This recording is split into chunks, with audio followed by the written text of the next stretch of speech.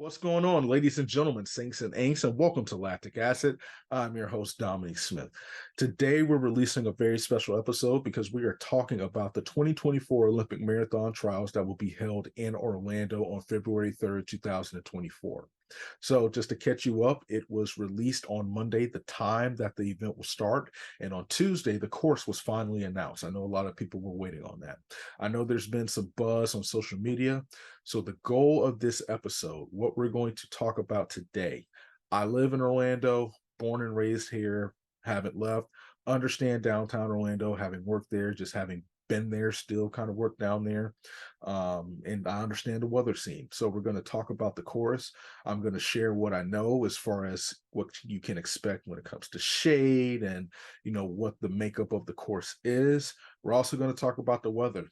What's the weather like in February? That's the big question. I know there's been a lot of assumptions, a lot of curiosity, and a lot of nerves. Definitely seeing the nerves because of the reputation Florida has for being hot and humid. So we're going to talk about all of that on today's episode. I may not answer all the questions. I may not be the definite weather expert, but I'm going to do the best I can to give out the most accurate information that I can to you. So definitely hope it helps.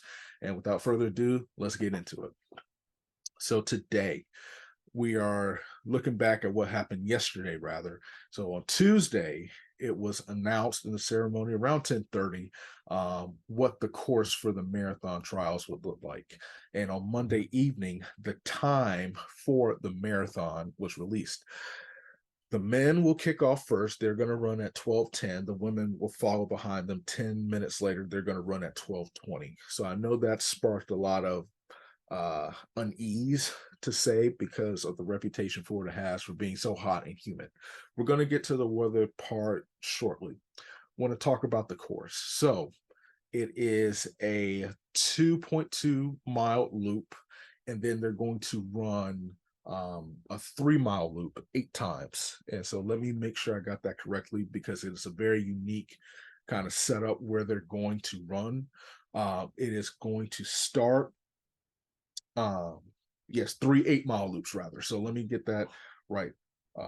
One 2.2-mile loop and then 3 8-mile loops. The event will end at the amphitheater in front of Lake Eola. So if you've ever been downtown Orlando, you're driving on the road, there's a big old theater right behind the lake, has chairs, seats, and everything. That is where the marathon is going to end. It is going to start a little bit past Lake Eola.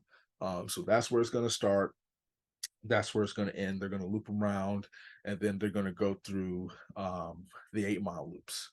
So obviously, you talk about the course. The one thing that I can tell you, and it's been said many times, it's a fast course. We do not have hills in Orlando. It's not too much of an upward surface. It's not like, Boston, you're running, up or downhill or whatever the case might be. I believe Boston's more downhill. It's not like that. This is going to be a flat course, and on any given day, it could be a very fast course. So you don't have to worry about anything like that. Any of those factors coming into play. Based on what I know, and just for further clarification, I'm going to be going even more in depth. I'm going to go by the course again. These are places I've walked, jogged, all these places, just looking at the course. And we're going to do more of a written angle with some visuals. And so please be sure to tune in for that. Follow me on Twitter, DomSmith_news. That's where I'm going to post a lot of the stuff, writing articles, training tips, how to train for it, how to prepare for it. We want everybody to be prepared because we want to put on a great show, not just an Orlando thing. It could be in Nashville. It could be in New York. It could be in wherever. You just want the best for each athlete that's running. So please be sure to stay tuned for that. From what I've gathered, and from what I remember, from what I've seen, even most recently, there's a couple of good things to come through. There's a lot of trees. Orlando invested a lot in trees. There's a lot of shaded areas in that course. So, for example, Lake Eola, when you're finishing, coming around Lake Eola, there's a spot where the sun beams just really, really hard. And that spot is usually on the lake. So if you're in the middle of the lake, you're going to feel the wrath of the sun. The good news is when you're coming around Lake Eola through where the course says, there's a lot of trees. There's a lot of trees. There's a lot of operating room when it comes to shade that the runners are going to enjoy. I have the course right here. They've done a great job over Lake. They're going to run by Lake Lucerne. That's a shaded area. So there are different places that have shade. So I don't believe for elongated period of time, for an elongated period of time, rather, that runners are going to be kind of directly in the sun. They're not going to be frying out there, essentially. Well, that's the hope. Like I said, we're going to go by the course again. We'll keep updating. We'll write stories. We'll take pictures. We'll do everything we can to keep everyone informed. So there will be shaded areas underneath the 408. Obviously, there's an underpass that you run under. And so they've really invested in trees. They've really invested in buildings. And one thing about it, specifically in downtown Orlando, I can tell you from personal experience, there are aspects, and I believe it kind of falls into this course when there's more buildings, more tunnels, and different things like that. Not too many in this course, if any. But with the trees and everything, it could be a little cooler than it would be out in the beaming sun because you do have that shade. So I think that is a good thing. You want to start off positive. There will be shade for the runners to enjoy or to have at their disposal when they're running. You may not have to worry about the sun just beaming. Obviously, pray there's no hurricanes or anything like that, that could mess that up. So it's a flat course. There will be some trees, especially as you're running near some of the lakes. So the course is nothing, I would say it's scenic in its own respect. You're definitely going to pass through the heart of downtown Orlando. So that is something that you can see. Roads, I don't think, and that's one of the things we're going to check out, that the bricks, there's different pavement places. I don't think there's too many aspects of that, but if there are, I have not heard about any struggles with it. It's not one of those situations where the bricks are so dismantled. And I know that the city will, if there is anything, they should, and I would assume that they will do what they need to do to smooth it out. That way the runners have a safe surface to run on. So that's a little bit about the course. Let's get to the weather. That's been the big elephant in the room. I've seen 90 and humid. I've seen X, Y, and Z. It's a given that marathoners need great conditions to run. I will say this: Florida's weather is up and down. Traditionally, in the state of Florida, in early February, the temperature ranges between 64 to 74 degrees. Now, the farther north you are, Tallahassee, Jacksonville, Marion County, Ocala, Gainesville, all that stuff, you're going to get cooler temperatures. That's just the way it is. North Florida traditionally gets cooler than South Florida or Central Florida. We are in Central Florida. The farther south you go, to the Miamis, the Fort Lauderdales, the Kendalls, you're going to get a little bit warmer weather. We're in Central Florida, so we balanced it out. Last year, on February 3rd, the temperature was 66 degrees and it was raining. So one of the things that you have to understand about the Florida weather is that in the winters, our coldest months usually range between mid-January and early February. Last year, we got really cold prior to January. Temperatures, I remember on Christmas Day, was in the 30s, and it was unusually cold. I appreciated it. I've always prayed for a white Christmas. The Lord finally came through for me when it comes to that. It didn't snow here, but usually you can expect that. Traditionally, those are our cooler months, early February and January. But the one thing I will say, I've seen a lot of 90s.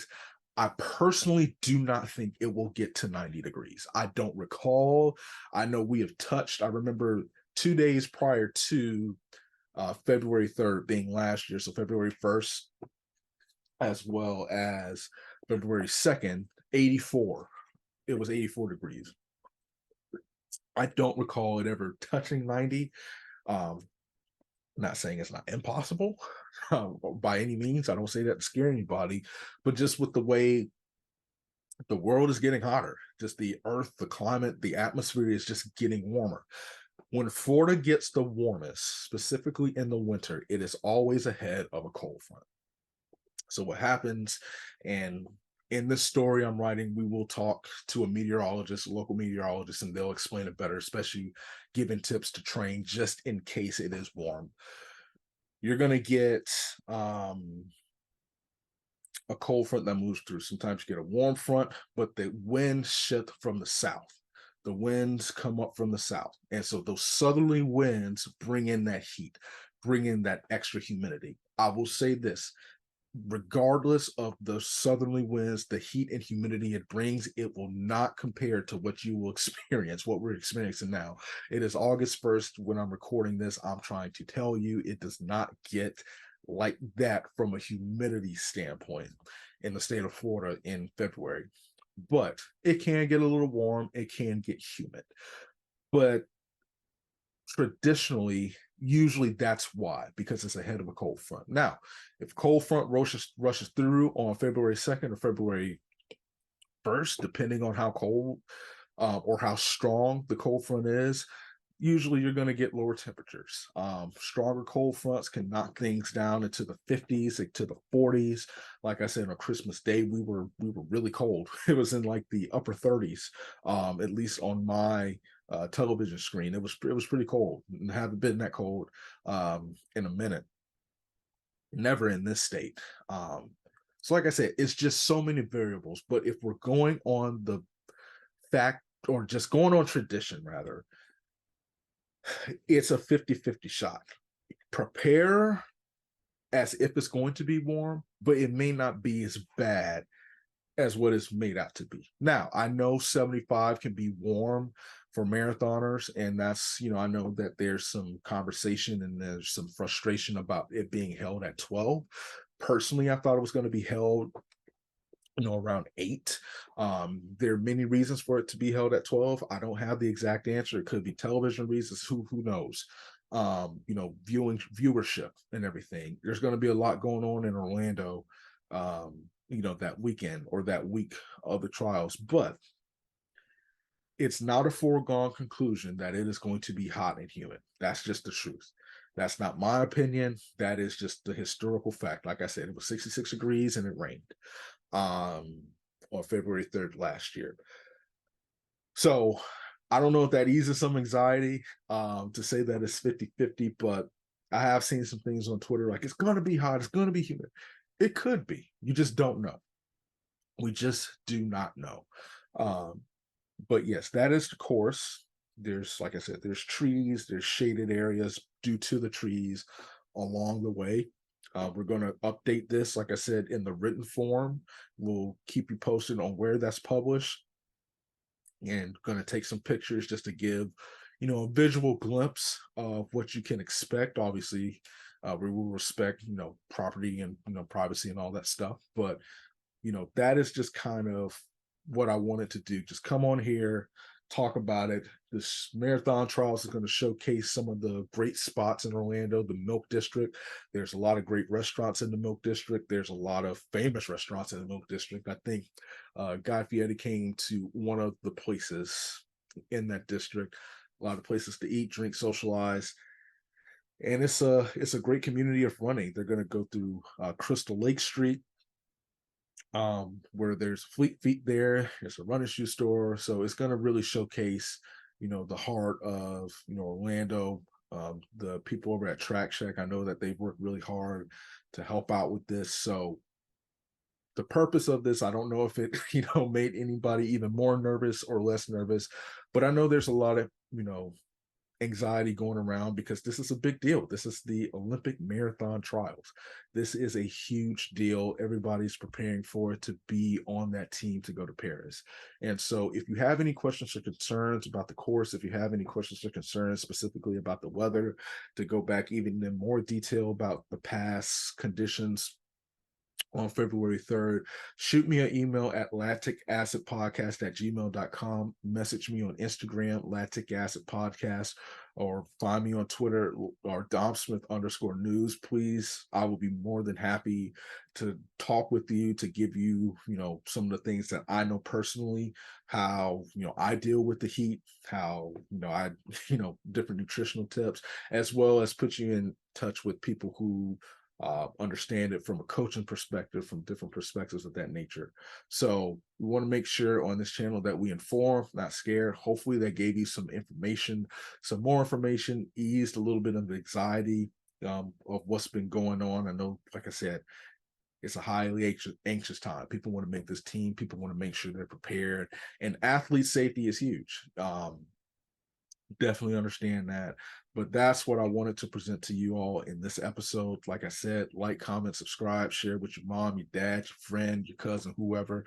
If you have a dog that listens to podcasts, let them hear it too. And if they have any questions or concerns, let me know. We'll be more than happy to answer them. We will continue to do this, to follow up with different stories and different ways of training, just to help the athletes, to keep them safe. And we will also do an even more breakdown, or better yet, a better breakdown from a written standpoint. That way you can read it about the course, some of the areas, and just an idea. Going to be driving through the course, going through the course tomorrow, just to make sure, and just to look at everything. And so, listen, Lactic Acid, we got you. Love, peace, and chicken grease. Appreciate everybody for listening. We will catch you next time.